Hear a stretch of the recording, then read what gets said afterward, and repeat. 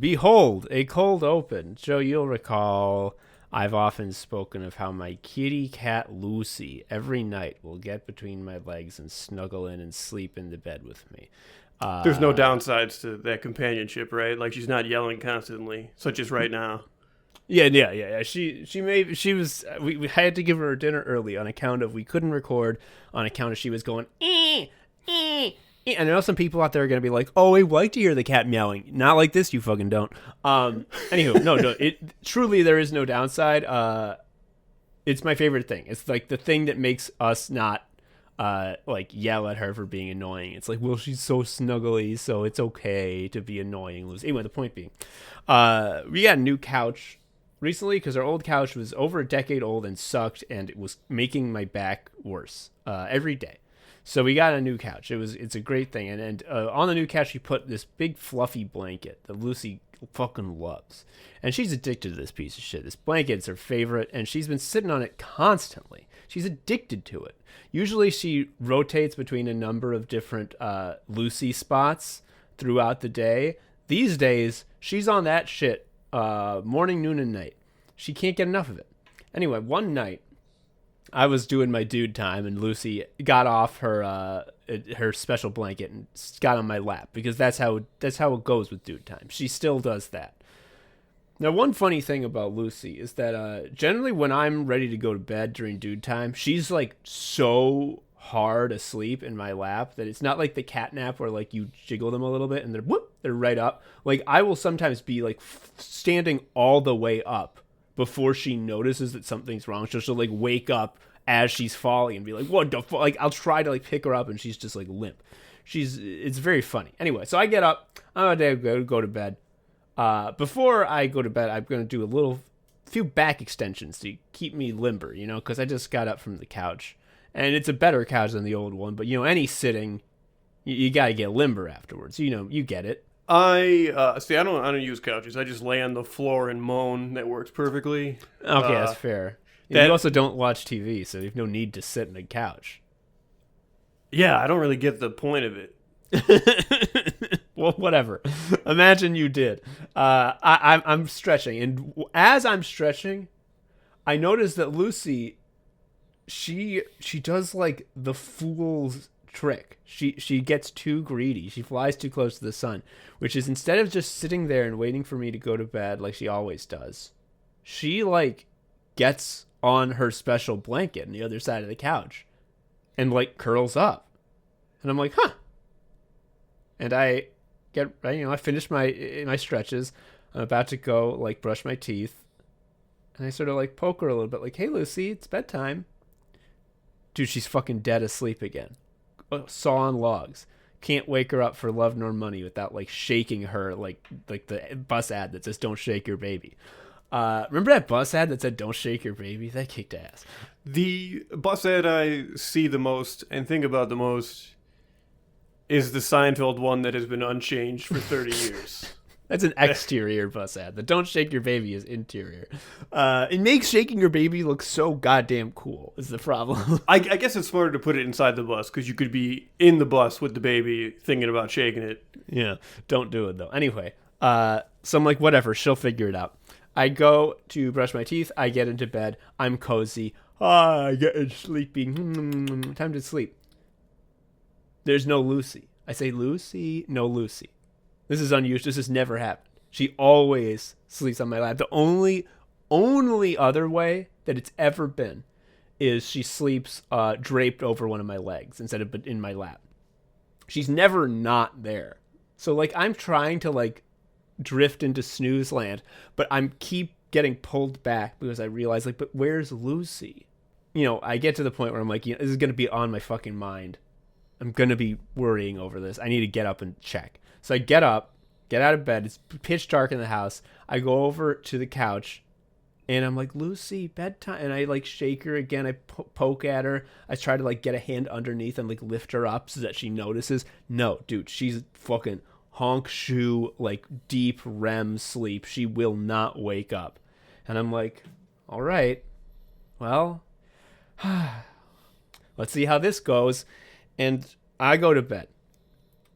That morning, about 6:30 a.m. My wife and I are both woken up because Lucy, in her mind, what has happened is she went in the cryopod and accidentally set it for 1,000 years. And she is now, has a long gray beard and is far in the future. She is pacing, running up and down the halls of the apartment, making a panicked meow that, we've never heard before. Like meow, meow, meow, meow. Like, she has no fucking clue where or when she is. She is an extremely routine and schedule-based cat. And somehow she has fucked her schedule up so goddamn much that, I was supposed to be sleeping on a lap, checking her watch. Oh my God, 6 hours ago. Oh no, she has no idea what's happening. It is one of the most cute and endearing ways to be woken up at 6 a.m. by a screaming cat. Because she just has no fucking clue. She is through her thinks own you're a skeleton. idiocy. Yes. She's like, they died. I'm in the year 3000. No one will ever feed me. I will never have dude time again. I don't know where I fucking am. This can't be the apartment because it should be dark. The apartment is dark when I sit on the lap. And it's not. And it was so funny because when I eventually said, Lucy, Weekly said, Lucy, and she realized that we weren't dead. She tried to sit in my lap. She tried to do her little routine again of getting into the bed and getting in my lap. But I could tell that she had panic chemicals in all of her muscles. There was no chance in a jillion years she was curling up. Every single one of her muscles is fully fucking flexed. And it was so pathetic. When she finally sat down, it was clear she wasn't relaxed. And also she's not going to go to sleep. She just got done sleeping for 18 hours. Yo, you know what it fucking is? It's when you go to take a nap at 4 and you think I'm going to sleep from 4 to 4:30 and then you wake up. That's and it's never 8. happened. No one's ever done that. You wake up, it's dark. You're are video games still real? I don't know anymore. And it's I'm hungry. Is it dinner time? Oh no, dinner time already happened. Yeah, do I just stop eating and just wait till breakfast? Yeah, it's I'm not going to be tired at bedtime because I slept too much. But I didn't sleep enough that it made me feel better. I have the worst headache of all time. She had that. Anyway, that's my Lucy story.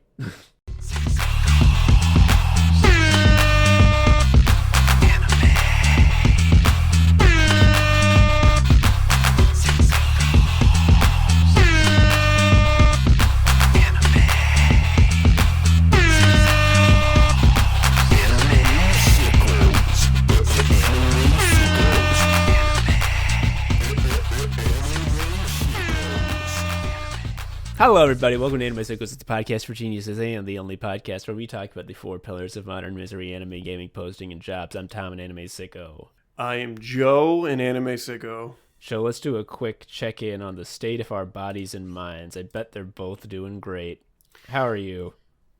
I'm starting physical therapy again because there is a very persistent weakness that I can't target. It's in my pelvis tailbone area. So I'm starting that again. I think in a week or so. So obviously not great because a woman is going to bend my leg and be you live like this? Maybe you'll get the therapist I had who uses casual profanity. It's your range of motion is very shitty, and I'm thank you, ma'am. I guess. That's my take. I said this in the cold open, but laying on the ground rules. It's becoming more and more, I should say, laying in the ground is a relatively newish interest of mine, in the past 4 years, but it is quickly usurping all my other interests. Yeah, those stupid posts that are any man over 30 has to pick one of 3 subclasses. Getting too into home improvement projects and throwing a tantrum when they go wrong. Homebrewing. Or yeah. Steely Dan. It's no, you don't. I don't do any of that shit. And I never will. No, Fuck instead off. I hurt. That's... Yeah. Yeah, our new subclass is lying on the floor instead of sitting down. Yeah, would you believe that I too have the fucked up body? You recall I had back pain a while back. Yeah, and it got resolved and fixed Yeah. So yeah, I went to the fucking physical therapist. They gave me a bunch of back pain exercises to fix my lower back pain, and it went away. Well, something fucking new randomly started that I don't understand at all. Which is I have like fucking nerve pain in my right butt cheek. It's sciatica for sure. And I look up what causes that, and they're like, it could be any number of things about your back. And I'm like, okay, I probably, you know what I probably was? I fell off on doing my exercises because I got back to normal, and I said I don't have to do them so diligently anymore.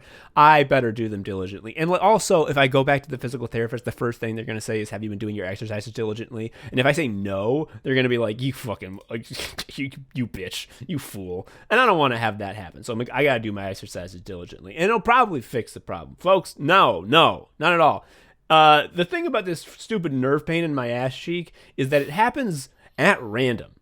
If you were to ask, Tom, what is the movement that makes the nerve pain scream like fire? It's having an ass. There are times when I walk forward. You know how you move your leg forward to walk? And it causes extreme ass pain. And there are other times when I do that same thing. And in fact, in a sort of exploratory motion, I extend my leg as much as possible. It doesn't hurt at all. And I'm like, funny how that happened. And then I'm like, I guess it's fine for today. And I go over to do the dishes, and I turn slightly to the left to pick up a dish, and my ass screams in horrible pain. I'm like, why would that do it? And there are times also when I'm doing my back extensions that I do to loosen up my back, notably a move that requires no activation from the butt muscle. And on, say, rep number 7 of 10, my butt will just be like, you know what? Time to scream in pain. That's my life now. It sucks shit. Oh, you know what really fucking sucks? Is that anytime I cough or sneeze, your ass hurts? It hurts so goddamn bad. I guess it really couldn't be a hernia because it's in your ass, but the feeling it when you cough or sneeze is definitely a hernia thing, but yeah. Maybe you're the first guy to get one in his ass. No, it's 1,000% nerve pain. I can tell because when it like turns on, that's the stupidest. Like sometimes it'll just turn on. Like when I'm not even moving at all, I'll just be standing and I'll feel fine, and then like the switch is flipped, and it's like, this is nerve pain. This is just like pure the uncut shit.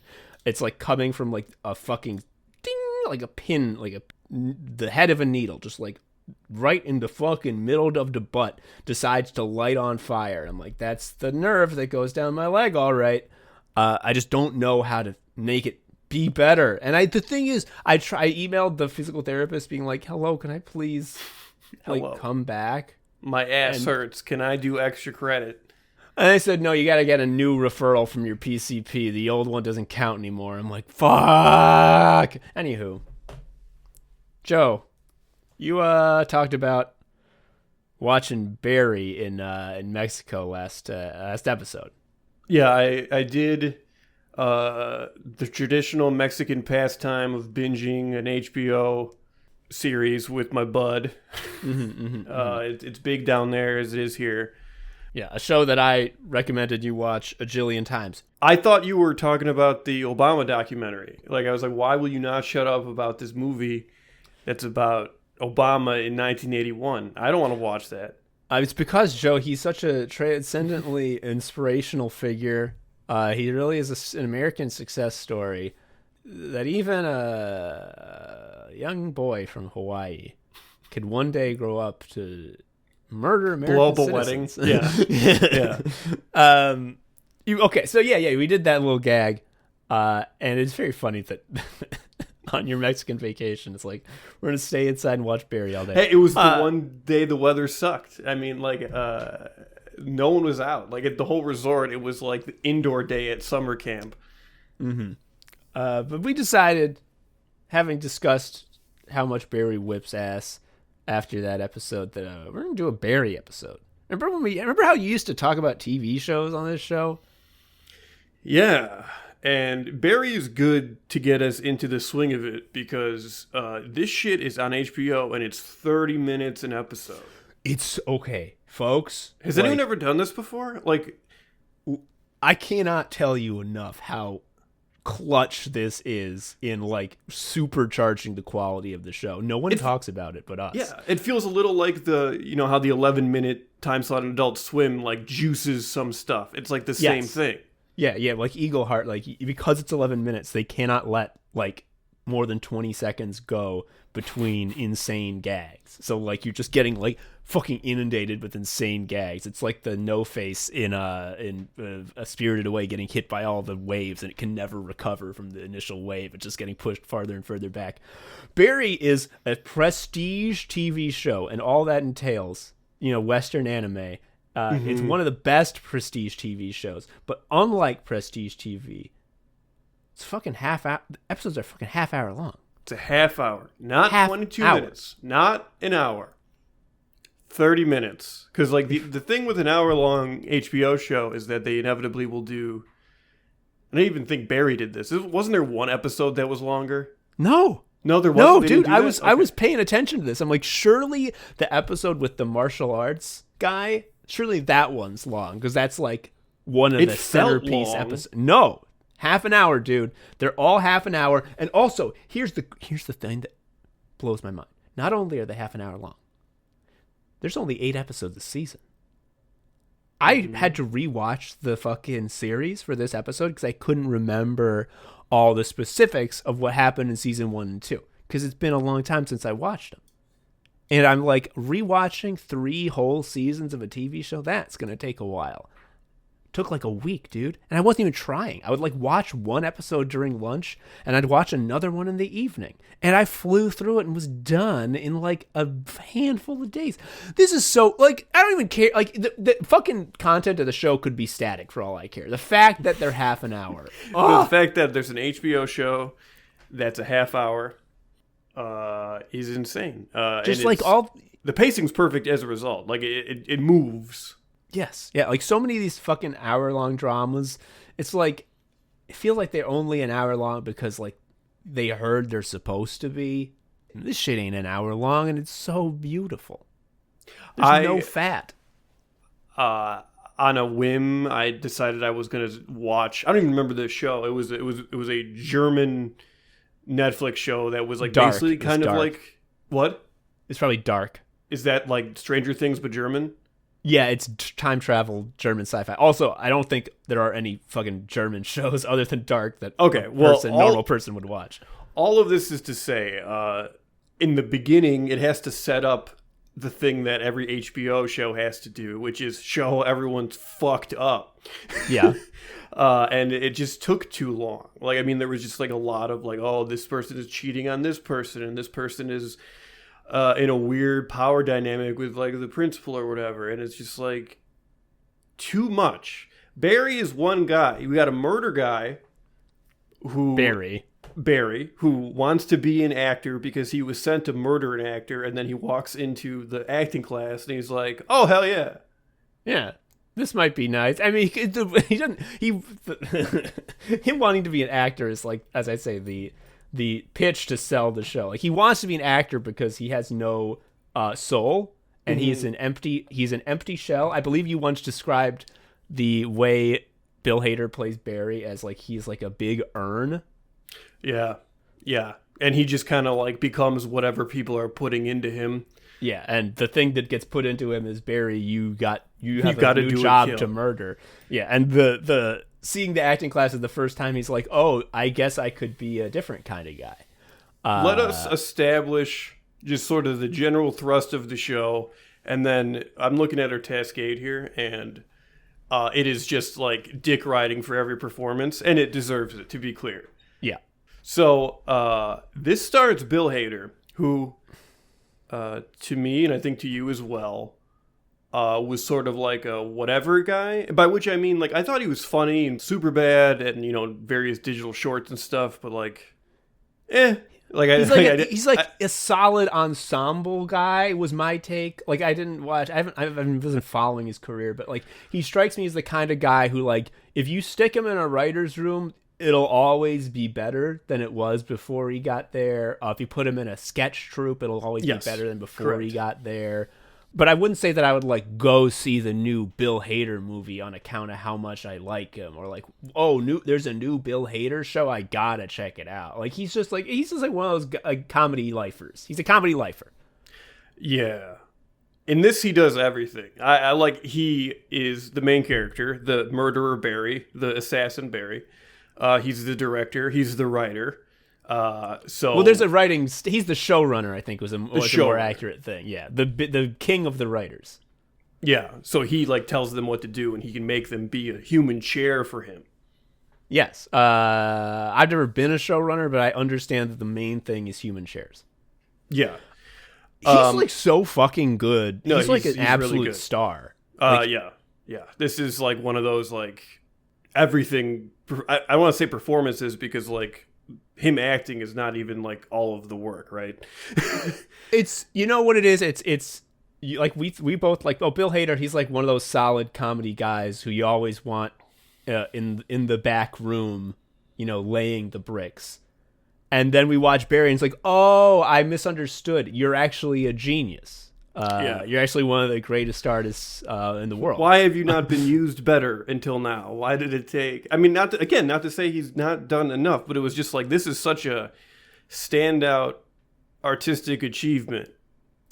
It really goes to show you that, like, the opportunities that the system provides for, like, creative people are such dog shit, because you can be like one of the best talents of a generation, like Bill Hader, and go through the proper channels and succeed wildly at all of them, and you still to people like, we're like the ultimate audience for, like, we're fucking like 40-year-old white guys. I know we're not 40, but we may as well be. We're like 40-year-old white guys who are like comedy nerds. We're the age where you just round up to 40. It doesn't matter. Exactly. And like, we're like the perfect fucking losers to like be like, oh, Bill Hader's a really underappreciated comic voice. No, we were like, yeah, he's just some fucking guy. Like, because I don't know, there's just no way for him in the normal, course of showbiz to like show off how fucking good he is. And he had to basically invent his own show where he does most of it in order to like prove like I can do more than like make an SNL sketch, which is always going to be bad, a little bit better than it would have been before. Yes. And look, the crux of the show, I'm going to repeat it one more time just for context. It's that Barry is a former Marine. He comes back from the Middle East war, and Stephen Root is like, what if you kill people for money? Yeah. Stephen Root's like, hey, I'm the devil. Hello, I'm playing Satan. His character is named Fuchs, but it is, I mean, he's the devil. Like, he's literally playing Satan. And he's like, hello, Barry, I'm the only person. You're like, Barry, it's never explained why, but he basically has no family and no friend. Well, we know why he has no friends. It's because he's a big urn. He's just like an empty jar of a man. And so the only person in his life is Stephen Root.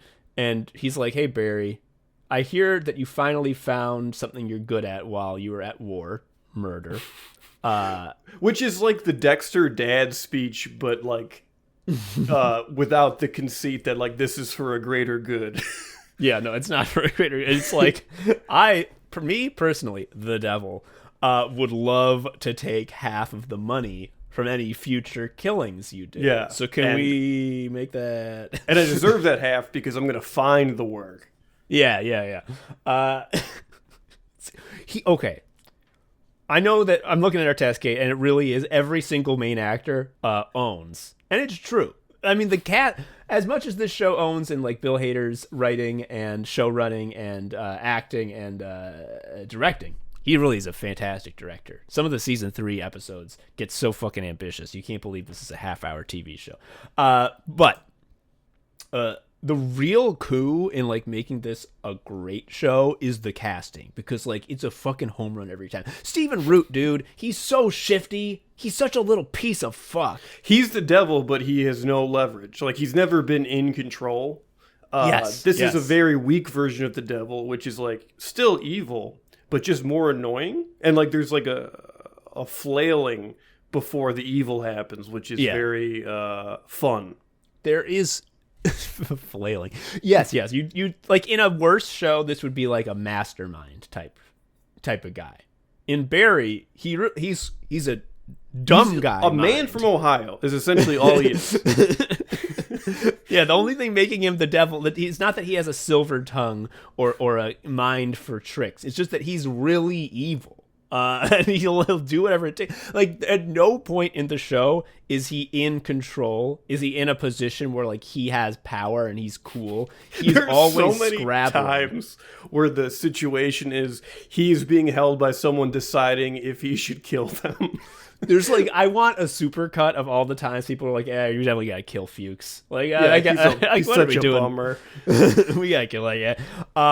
There is a bit where, because as much as he is the devil, and again, a worse show would have him be just the evil guy, he does love Barry in his own fashion. I mean, like, he is... Yeah, in the way that you love, like, a fucked up bug you pinned in a box. Yes. There's one point where he is angry because Barry is drifting away from him and he feels jealous. And so he wants the main conflict for him in this story for Fuchs is that I'm not Barry's dad enough. Yeah, I want to be Barry's dad, and he's telling me he found a new dad that he likes better. I'll kill him. But like, he wears a wire, like, and works with the cops to like try to frame him in order to spite Barry for not loving him enough. And he gets found out, and they get into some scrapes. And they, after in the sort of the denouement of the scrapes, Fuchs is like, "All right, Barry, like, can we be buddies again?" And Barry's like, "No, I hate you." And Fuchs is like, "But what did I do? Tell me one thing I did wrong." You wore a fucking wire. And the face Stephen Root makes, like, just in response to "you wore a wire," he should EGOT off of that alone. I mean, you know what they should do? They should go to New York. They should project the fucking episode where he does that on a big projector on stage on Broadway, so it's technically on stage, and then he can get the Tony.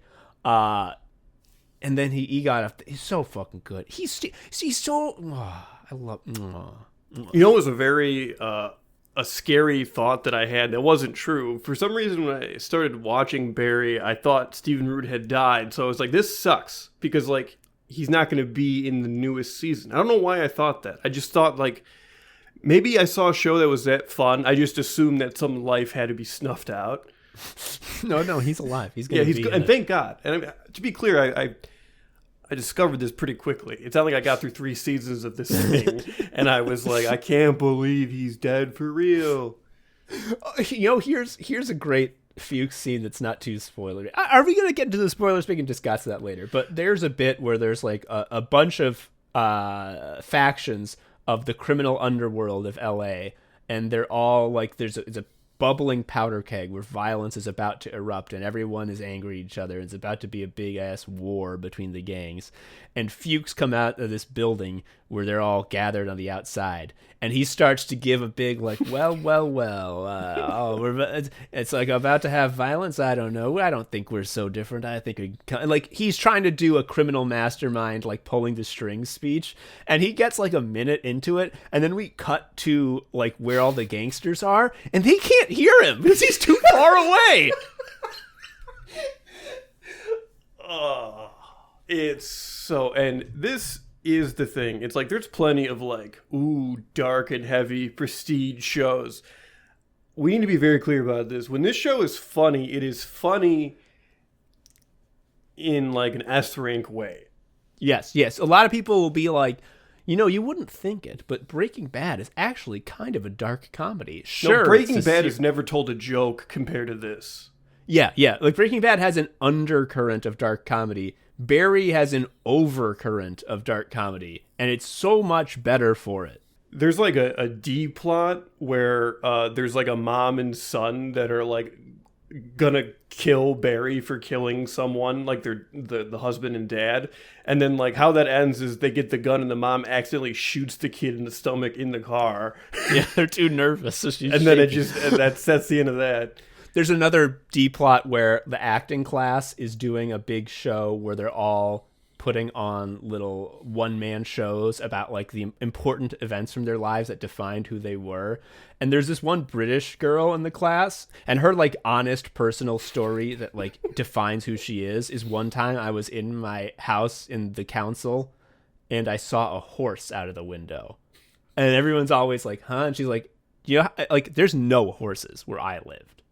Like you never you see shouldn't a horse see there. a horse in London. It's and like fucked up. Yeah, she's like a very tertiary character. So like these scenes where she's like talking about the horse are so short, but like they're peppered throughout the season. And then eventually when they're on stage giving the performance, like we cut to her and like she's past the beginning. She's like pleading with the audience to like please react. She's like pointing to a big picture of a horse and like I saw that at my council. How do you understand how and like she's just going on and as she's explaining she's like, and of course like this was before my uncle burned down my house with my mother inside, but that's like she just drops that shit as like color for why the horse story is important. And it's like, oh my god, like what a goofy fucking punchline to a season-long joke that like again we cut away from immediately. She's not important. It's so good. Yeah, the acting class is a fun ensemble. I mean, it's just like a bunch of actors. It's exactly what you think that is. And it's it's very it's a perfect way to have, you know, a dark and violent prestige drama about like morality and whether or not you can change who you are, but also have that be a delivery system for inside baseball LA in jokes. Yeah. Like showbiz in jokes.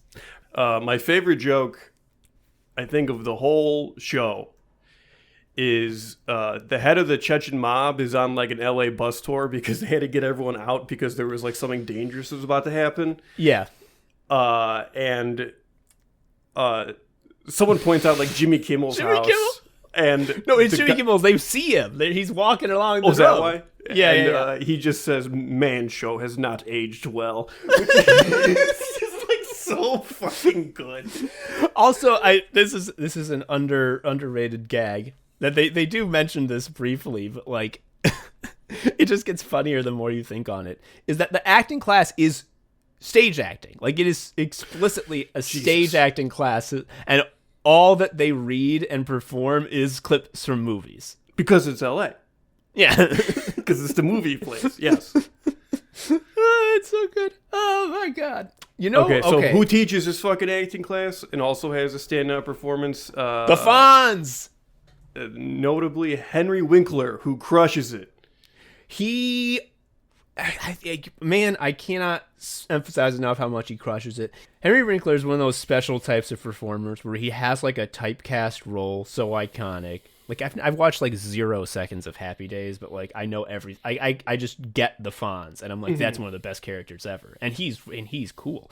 Like he's so typecast with this iconic thing that anytime he shows up, it's like it feels like you know, like Maury brought someone out from backstage, like ah.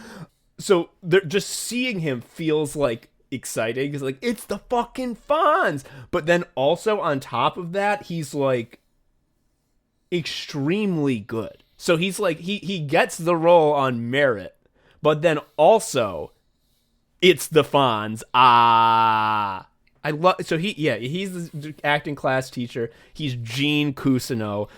And this is a character it's extremely difficult to thread this needle because on one hand, he's like an asshole to the core. Yeah. He like doesn't, how do I put this? He like doesn't think much of the students, like clearly. Yeah, he despises them. He thinks they're talentless. Also, he's talentless. He's a hack. He's a fraud. In the third season, there's little glimpses of like what he did when he was younger. And like, I think there's like a line where like, Gene, didn't he bring a gun to the Full House audition? Yeah, because he was auditioning to like be like a mugger or something, and he brought a real gun to like feel the weight.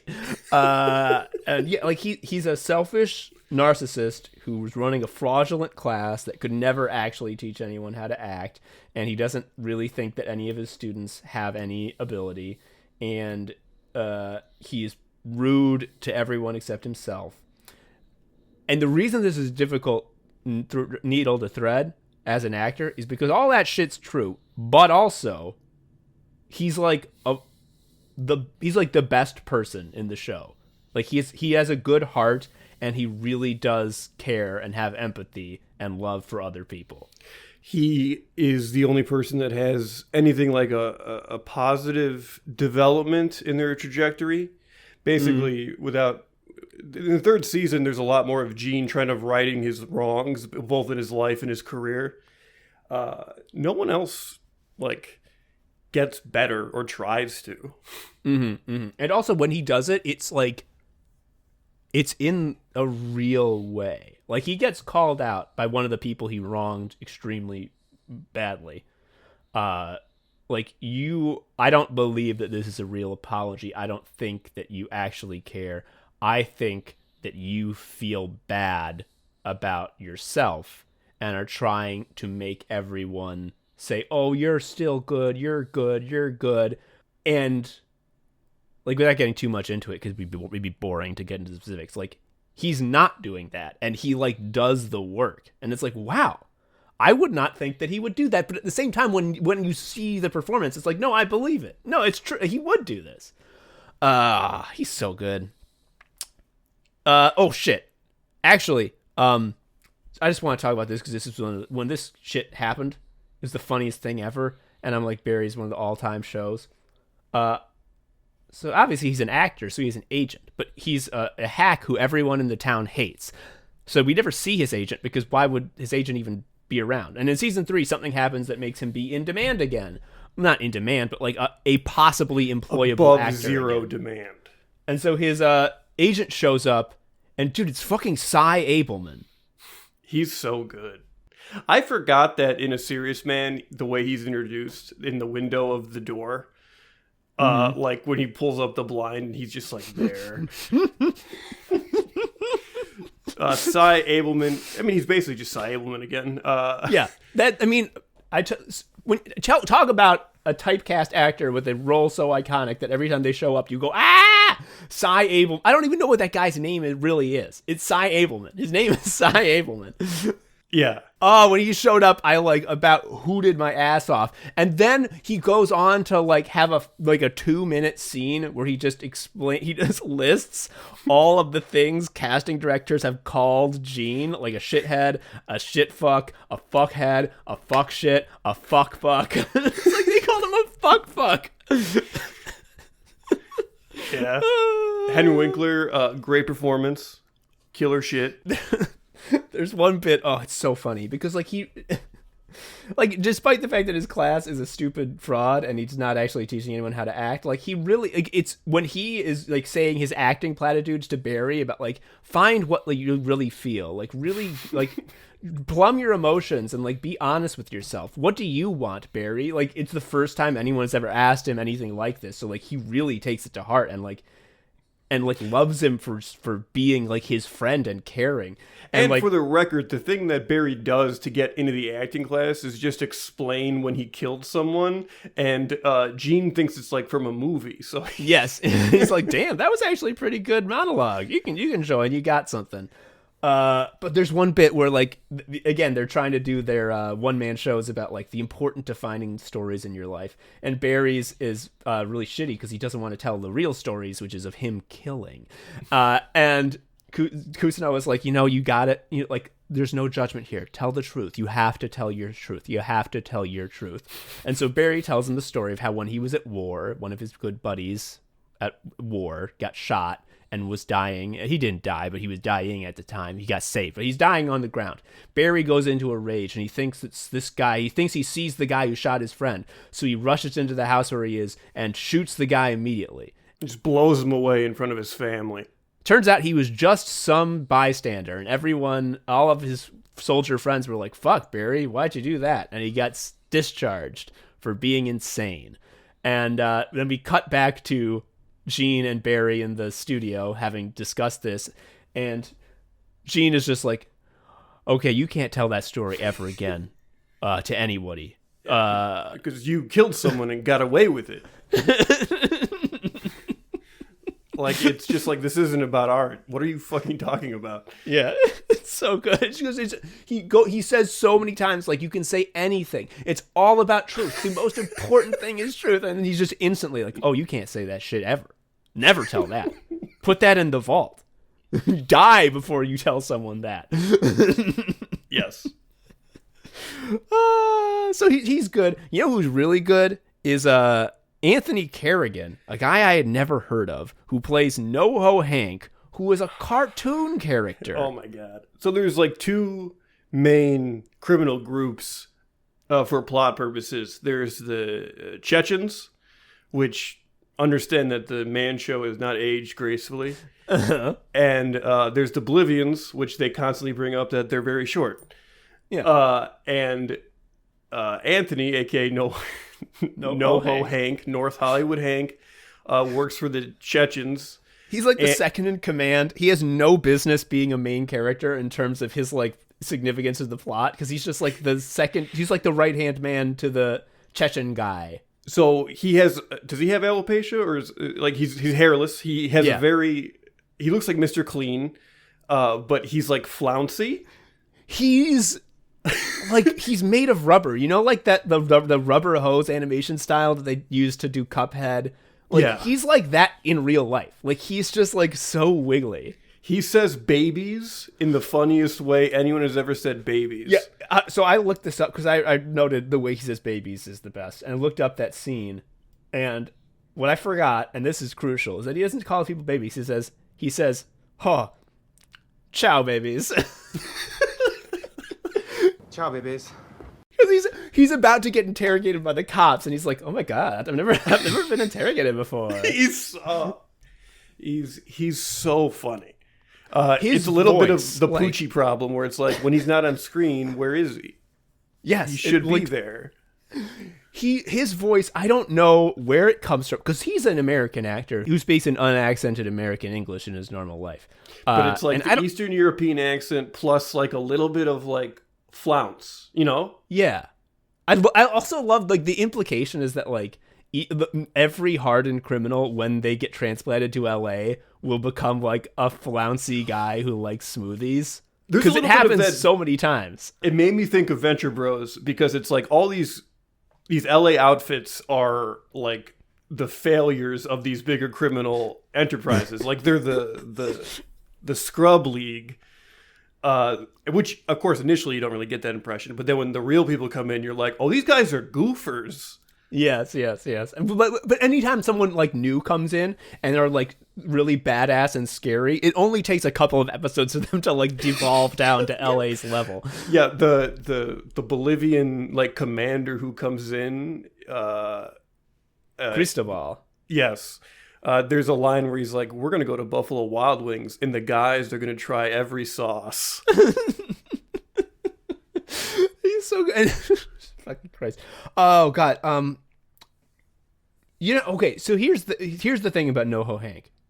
Again, he has like the fact that he's plot relevant is so weird, because like the only reason Chechens are involved in the story is that like Barry's hit in LA that starts the show is the Chechens want this guy who is having sex with the boss's wife. They want him dead.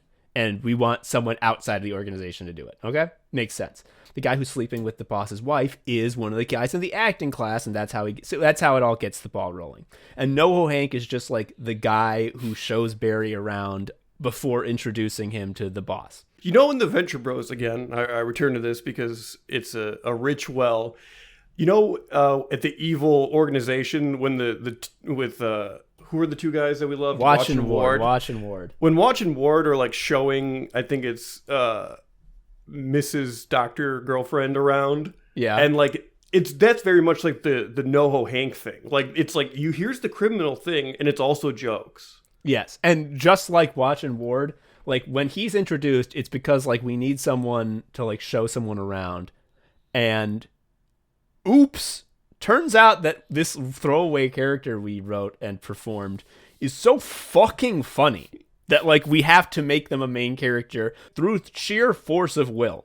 Like there really is almost no reason for NoHo Hank. Yeah, he has no leverage. Like or in the organization, he doesn't really have a lot of decision making, and then when he does have it, it's just because like people above him died.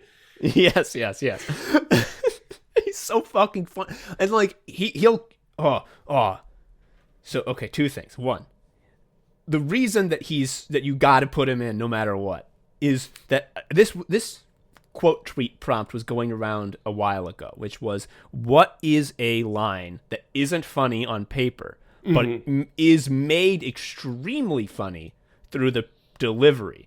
And most people did a very stupid thing, which was to reply with a joke that was extremely funny on paper that was then delivered well. However, the real answer to that quote tweet prompt is like half of the shit NoHo Hank says, because half of it is punchlines that are very funny. But like him just saying like ciao babies is not that funny. Like, it's a little bit funny, but when he says ciao babies, Ciao, babies. Well, the issue is he is a cartoon man. He is a rubber hose. He wears outfits a few times to like disguise himself, and because he is like a Mr. Potato Head at default, it's so fucking funny. He's got at one point he shows up with his fucking wig. It's like a Beatles haircut, but like there's gray in it. And he's like, after he and Barry talk for a while, he's like, Barry, it's me, NoHo Hank. I'm wearing a wig. He's like, I know you're wearing a wig. God damn it. Before we move on from NoHo Hank, I think the thing that really, because one thing about him that's so fucking good is that like he's a flouncy Eastern European mobster, but like he's so sweet. Like he wants to be best friends. Like the reason he shows up in the plot is because he decided like, oh, me and Barry are best friends.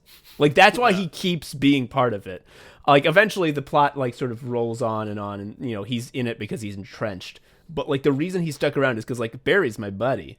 Yeah, like and he's like, the so first sweet. initial like connection with Barry, or the reason they when he first asks, actually later in the show, there is someone they ask Barry to kill again, but NoHo Hank is like, we're doing this thing where we DHL the person we're about to kill a bullet, and then you can't kill him until they get the bullet, because like they're gonna call people and be like, what is this bullet I just got? This is so crazy. And then bam, they're dead. And like as he's getting ready to do this hit, he's constantly getting texts about like the bullet has not arrived yet. I'm on the DHL tracking site and it has not arrived. It's so good. It's so fucking good. But I think the best thing, the thing that really sums up his character is at one point he thinks he's about to die, and all of his you know buddies are with him, all of his Chechen mob underlings, and he thinks that like, you guys all really respect me as a criminal mastermind, but I gotta come clean with you in my last moments.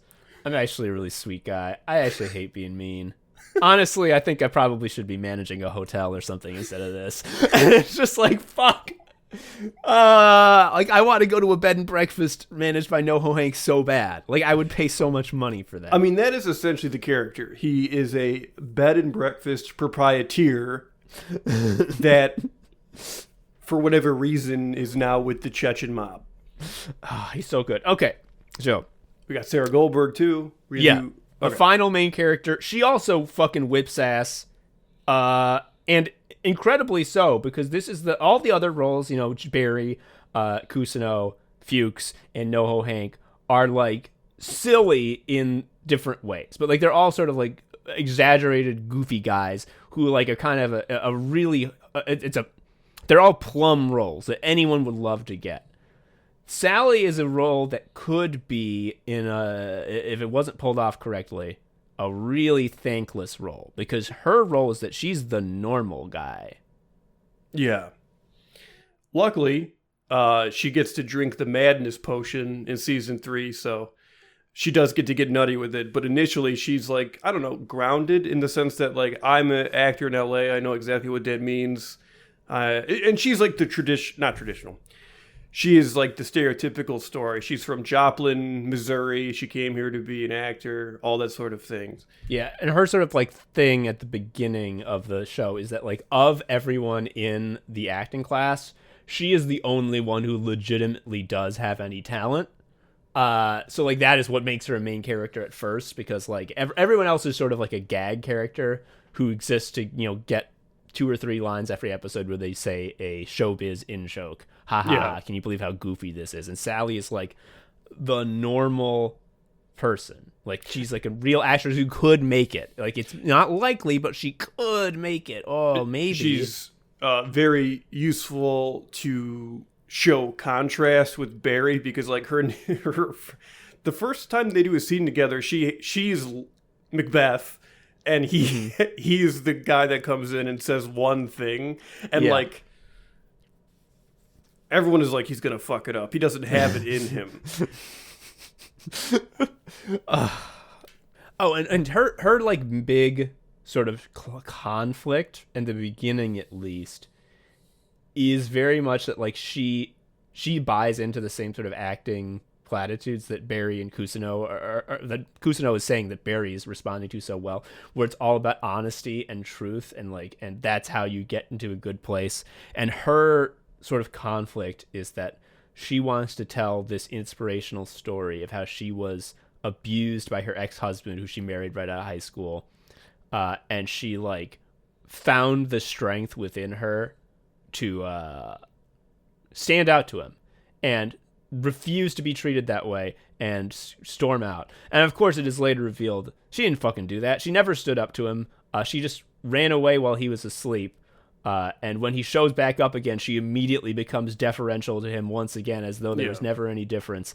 And this brings up, like, it's how we get into the theme, the overarching theme of, like, can you change who you are? And this is where acting comes in. Can you put on a mask and make the mask real? What's true? Is there any way to change the core of the person within yourself? Are these weaknesses, like being afraid to stand up to your abuser and you and I doing know, murder? Of course, no. There's no one ever changes. That's not possible. But that's why fiction is fun.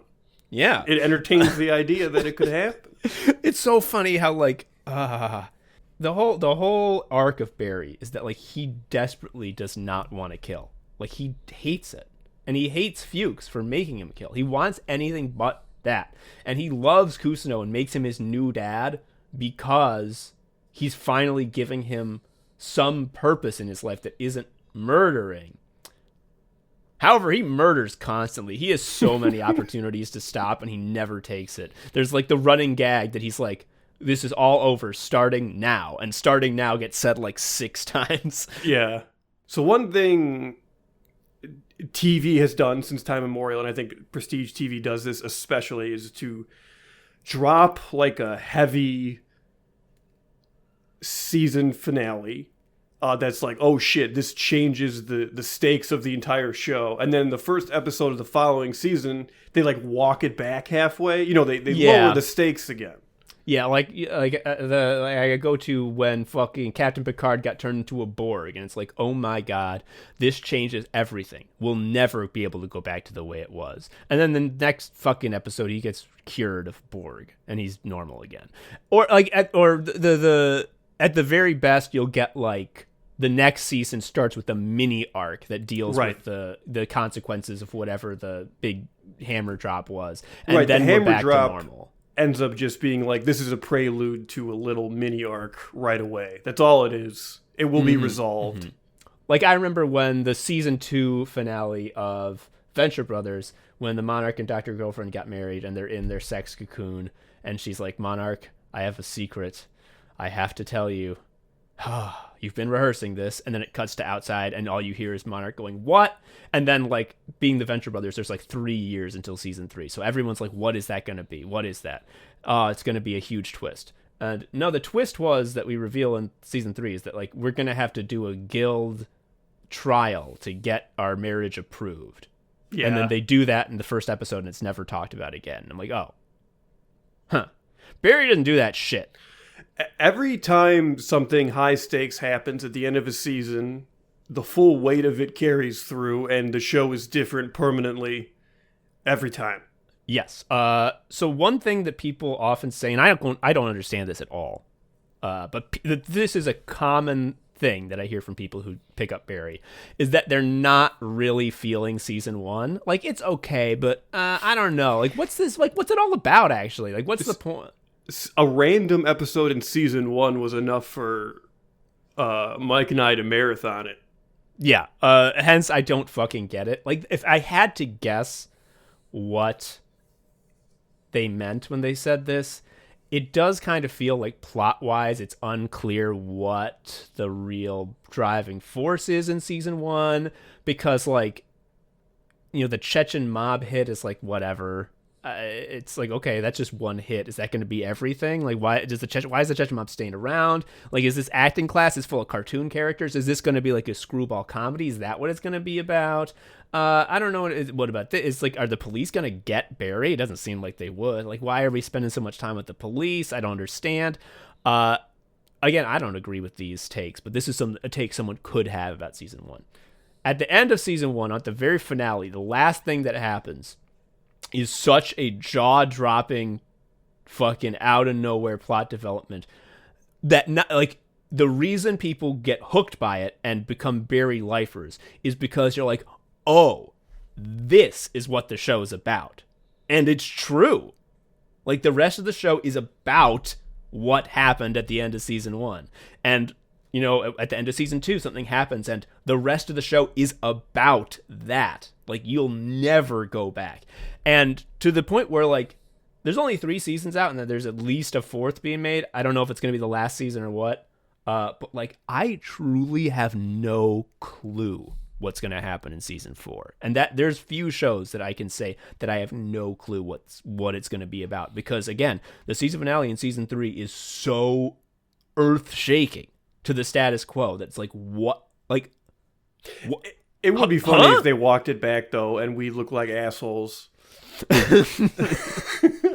Dude, like, we can't get any more looking like assholes about a show that isn't finished yet than we already looked with Ranking of Kings. Dude. Yeah. If you need a reminder, we said Ranking of Kings, best show of the season. Yeah. Even though it's not over, how could it possibly fuck up? Well, it can fuck up by having just like ending.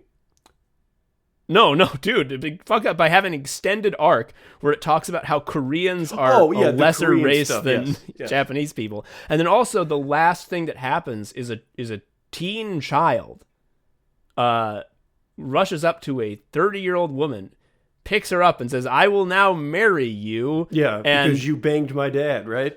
Yeah, and everyone's like, what a great match. Congrats. Yeah. But we were right. It doesn't get... They stick the landing and Rankings of Kings. It's perfect. Yeah, we actually love all that stuff. No. I remember reading about the Korea analogy and thinking just like, I've seen so much deranged imperial shit in anime at base level. Like, how many, we talk about this all the time, but like the idea of a military high school, which is like 80% of it, is that. It is awful. I mean, no, dude, I know, I agree, but like, the way they get into it in Ranking of Kings is like so fucked. It's like they literally are like, our nation brought prosperity and technology to these people. We brought them out of the Stone Age. And they said, we hate you because of our inherent nature. We love crime. And it's like, what can you do against these fucking beasts? Anyway. Yeah. Barry doesn't have that happen. And it won't happen, probably. I mean, the 4th season probably won't make us look like assholes. It's just so good. Should we do, like, is Barry anime? I'm kind of over that. Is something anime? Yeah. We'll never do another episode about that, where is something anime. You can take that to the bank. I joked that I wanted to watch the straight-to-DVD Roadhouse sequel and just be like, this is all the ways it's not anime. They really chunked it. But other than that, no. If anything, this is like a seinen manga. How do you say that? Seinen. This is like a seinen manga because it's dark and about assassins. Yeah, and it's serious and it's about real emotions. And except when it's So fucking funny.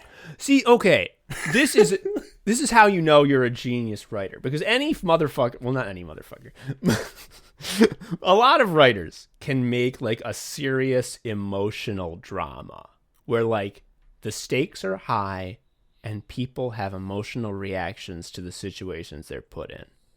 That's, again, not easy to do, but like that's a task that can be done because it's done very often.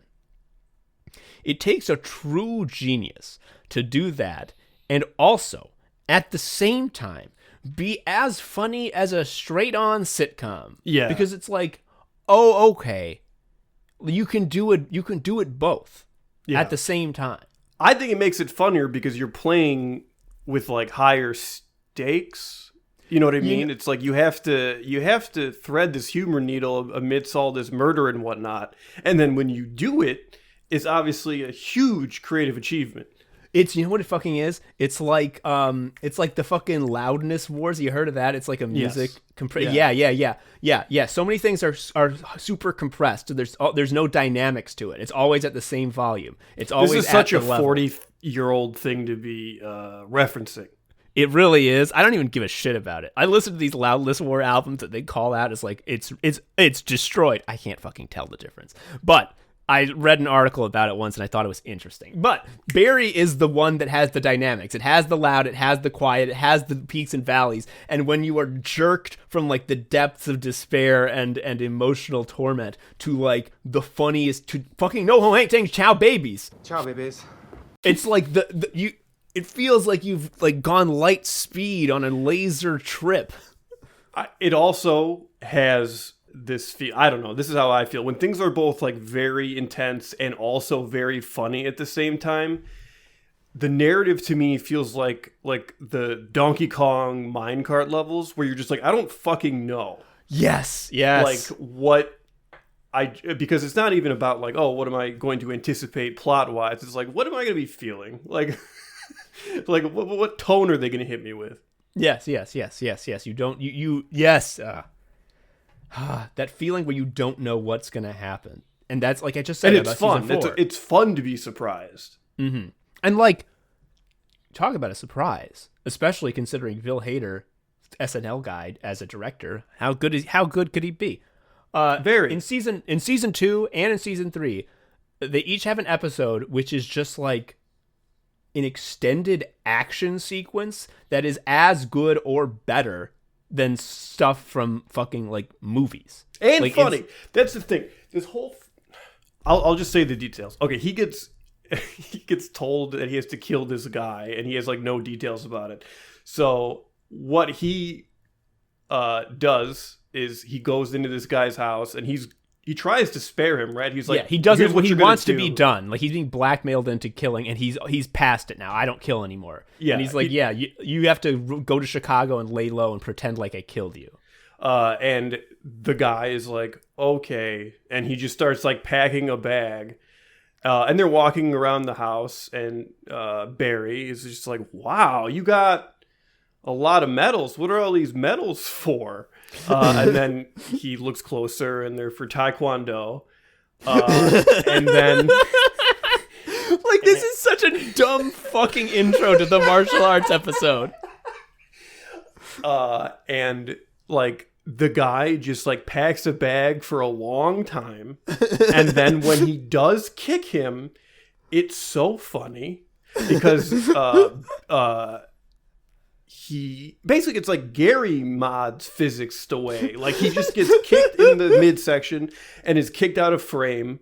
And then what starts is just like this very long fight that takes place across the whole episode, across multiple locations. They stop fighting at points, like they lose each other. This is the fucking thing that's so good, is that like his daughter shows up at one point. Like Barry's in the house. He's like lost the dad somehow. Dad's not fighting, and he sort of has a breather, and he turns and he sees that the guy's daughter in a fucking karate gi has like shown up from practice, and the kid who plays her, she has no lines. She doesn't speak, but like what a fucking performance, because she plays that daughter, again, like a feral animal. Yeah. Like she never like walks on 2 feet. No, She's always on all fours and her like physics howling. aren't correct either. Like that's what's so funny. There's a part where she like flies across the kitchen and then like grabs like a light post to like continue swinging. It's just like it's absolutely Looney Tunes. And this is all directed by Bill Hader, and it's so fucking good. And like the action is so readable. The takes are good. It's like it's just gorgeous to watch. The fight is cool because it's not like it's not like the movie thing where like it's like very over the top and clean and choreographed. Like these people are scrapping for like an hour. It's so fucking It's cool. like kind of like how John Wick fights, but like not with the gun and not obviously as many people who get killed. But like a lot of that like 2 tired guys rolling around. Yes, that's the fucking best. It's like they get tireder in like real time as they would and like midway through they're both huffing and puffing and like can barely lift their arms but still trying to fight. Yeah, Barry's like, your windpipe's busted. Dude, your windpipe's busted. And then he just kicks him. Because Barry's like one lucky shot was right in his throat and the guy is like wheezing loudly for the rest of the episode, but like he still can rinse Barry's ass. Oh, it's so fucking good. Joe, okay, I hate to well, I don't hate to do this. I love to do this. But I realize that someone could think this is self-centered. To praise something because it's what we would do. But like it's what we would like. I mean, like I would feel very proud of myself if I pulled off any of the shit that's occurring. I don't think that I would never say that I've pulled it off to the same level of success as in Barry, but like the Secret Sicko Project. It's got both. It does a lot of this shit that I'm talking about where like as an example, I had someone actually look over the script, like do a critical read on it. Couldn't do that with the last one because it's really hard to get someone to agree to do that. But someone did do that. Thank you very much for doing that. You know who you are. And one of the notes that they gave was there was a section where they were like, this section was really depressing and there weren't any jokes. Is that on purpose? I'm like, oh yeah. Yeah. I want it to get as low as it can.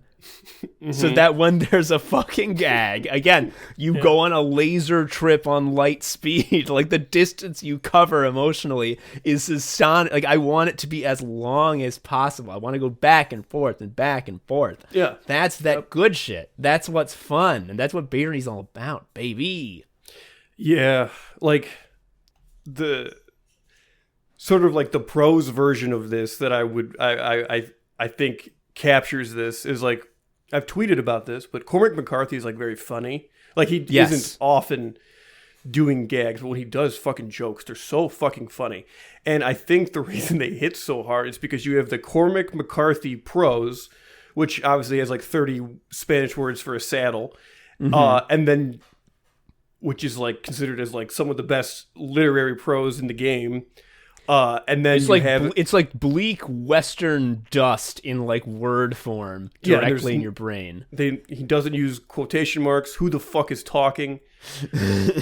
But when he does a joke there, like in fucking Suttree, when the beginning there's a guy who gets arrested because he's fucking everybody's watermelons, and the way they introduce this problem is that the 2 farmers who don't like each other are like, he's telling me, he's like, dude, I think someone's been fucking my melons. And it's just like, it's beautiful. You know, this is a celebrated American voice. And he needs to do more of that shit. Yeah.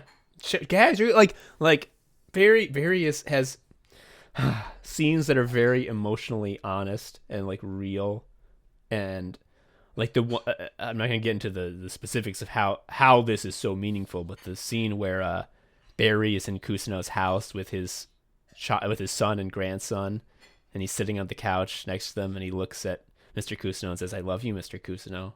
Do you love me?" And it's like so harrowing. It's like, oh my God, like I can't believe it's gotten to this, but it feels so real. And it's like, yes, that's real. However, there's also shit that's cartoon logic, like 2 times in season 3, 2 different times. Fuchs, Stephen Root, finds himself by accident in a scenario where he has found himself in an idyllic life.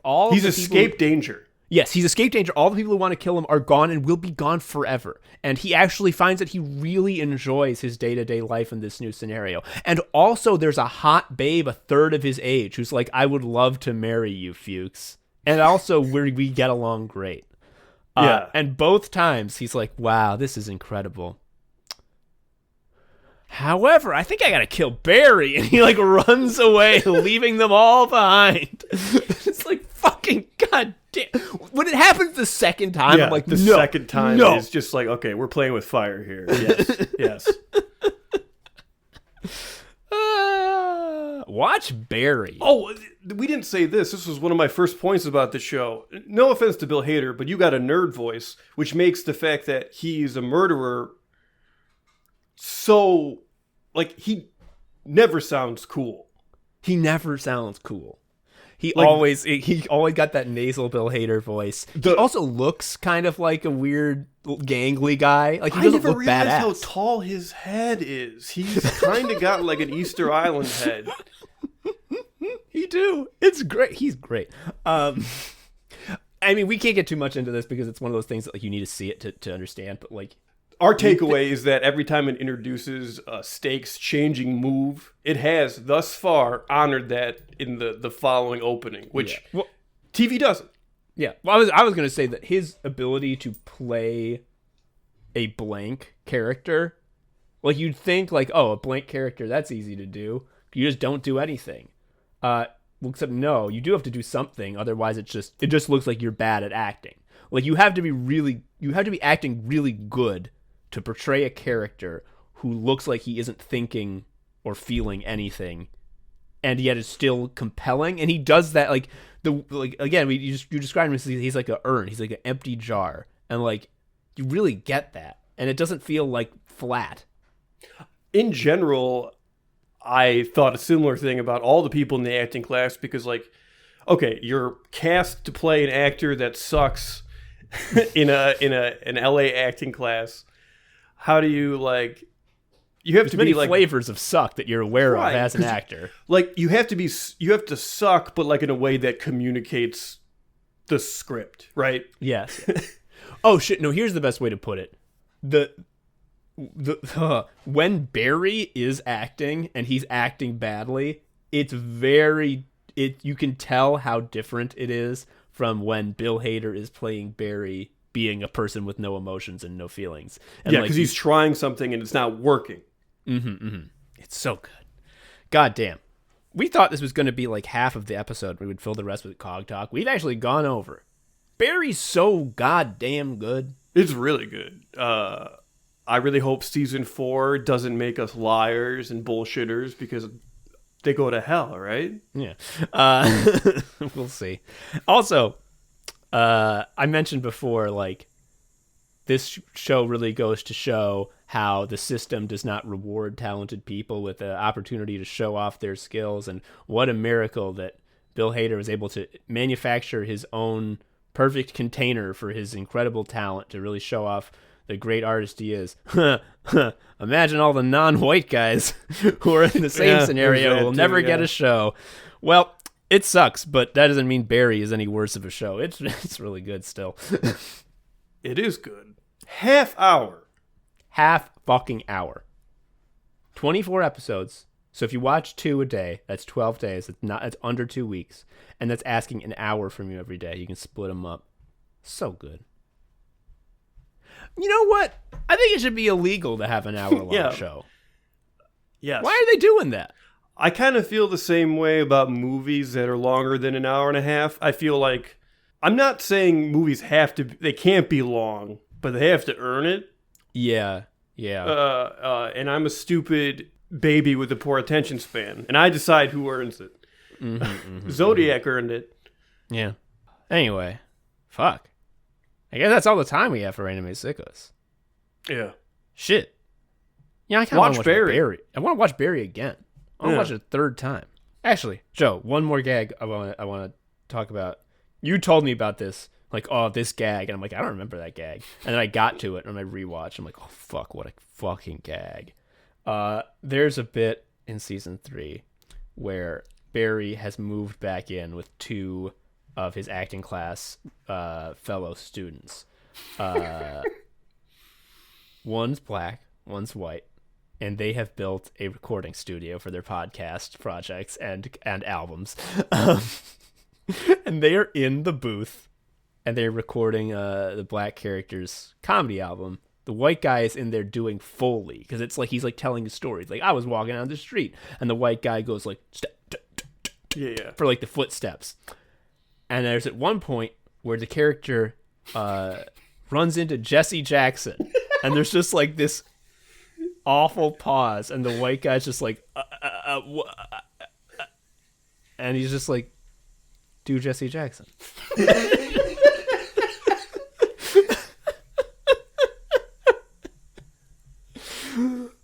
Anyway, I've been Tom, an anime sicko. I've been Joe, an anime sicko. We'll see you next time. Bye-bye. Bye. Thank you for listening to Anime Sickos. I've been Tom, a sicko. You can follow me on Twitter at TomHarrison19. Joe is also a sicko. You can follow him on Twitter at Sharia Uncle. You can follow Anime Sickos on Twitter at Anime Sickos, or email us at animesickos@gmail.com. Please leave us a review or something. I don't know. Tell a friend. Anyway, until next time, bye.